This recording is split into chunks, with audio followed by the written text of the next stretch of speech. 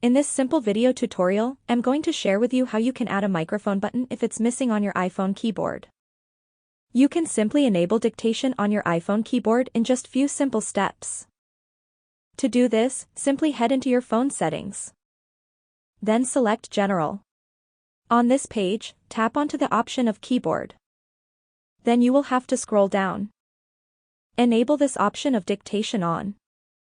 Whenever your dictation is on, you will get the voice button back onto your keyboard. Let's get back and check on our keyboard.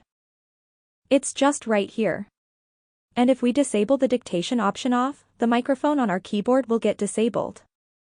That's how easy it is to fix your microphone recorder not showing on your iPhone keyboard.